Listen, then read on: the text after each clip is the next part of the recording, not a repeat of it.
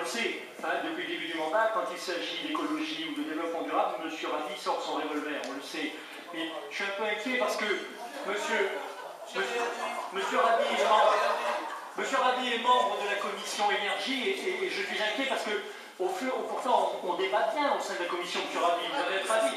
Vous ne restez pas toujours jusqu'à la fin, c'est normal, vous avez faim, je le comprends, mais ce qui me fait de la peine, c'est que ce qui m'inquiète, pardon, c'est que vous ne semblez pas progresser. Et je m'inquiète pour moi, ma pédagogie active marche-t-elle pas? Plus sérieusement, Madame la Présidente, sur New Fabrice, je crois que ce n'est pas un projet prématuré, cette délibération. Il y a urgence. Si on regarde l'INSEE de la semaine dernière, les publications de l'INSEE, Châtellerault perd de la population.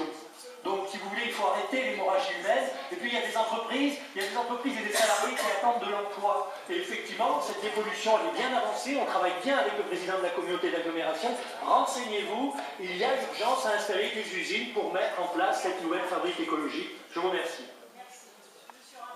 Oh, très brièvement, moi je crois que personne n'a intérêt à rabaisser le débat. Et en tout cas, je fais la provocation.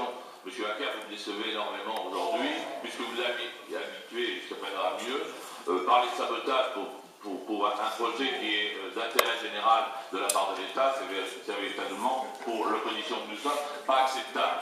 Une opposition qui a toujours d'ailleurs soutenu tous les projets concernant ELIES, je vous le rappelle. Donc vous n'êtes pas mettre en avant que l'État n'a pas fait son travail, ni même nous rappeler systématiquement les positions de Jean-Pierre Raffarin, qui sont des positions extrêmement anciennes et qui ne veulent absolument pas dire ce que vous dites, parce que lui, il était plutôt sur une logique de grands industriels, effectivement, pour développer le véhicule électrique, mais il n'a jamais dit qu'il était contre le véhicule électrique et que le véhicule électrique n'avait pas une utilité dans le cadre d'une démarche écologique. Mais par contre, je trouve que vous faites un mauvais procès à l'État, qui à chaque fois a été à côté de la région dans l'ensemble des projets, et malheureusement nous sommes dans une région qui est en cours de désindustrialisation, et il est clair que plutôt que de jouer la provocation ou essayer de diviser entre la majorité et l'opposition, alors que l'opposition est dans une démarche extrêmement positive et constructive à l'égard des projets que la région met en œuvre, et ça on le voit au fur et à mesure des commissions permanentes, je trouve que ce n'est pas une bonne chose que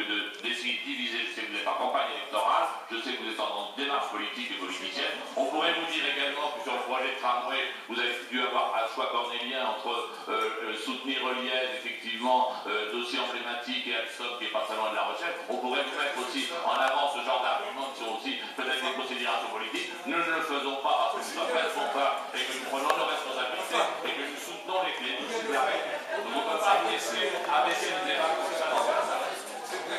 Merci, monsieur Rabhi. Monsieur Bréjean. Oui, simplement, Madame la Présidente, rappeler certaines choses. Je pense que Jean-François Macaire ne rabaisse pas le débat, et je pense que vous le rabaissez aussi un peu, parce que vous dites qu'on ne reprochera pas à la Présidente certaines choses, mais vous les dites quand même, donc en fait vous rabaissez le débat de la même manière.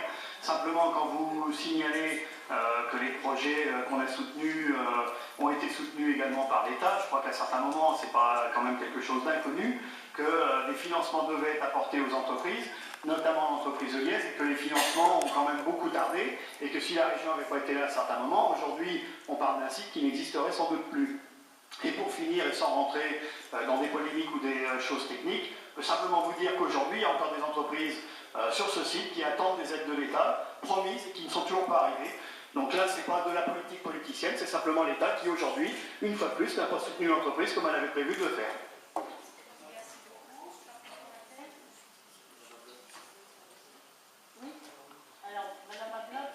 Je voulais juste préciser mon propos, c'était pas du tout de faire perdre du temps à ce projet, c'était pas du tout ça l'objet, c'est que les choses soient claires d'entrée de jeu avec la CAPC et que tout puisse être calé au mieux. Donc à ce moment-là, est-ce qu'on peut pas simplement, dans un premier temps, avoir votre accord sur le fait de modifier juste la partie des pollutions du site en reprenant les statuts de la SPL, l'article 8, qui dit bien qu'il s'agit des pollutions du site.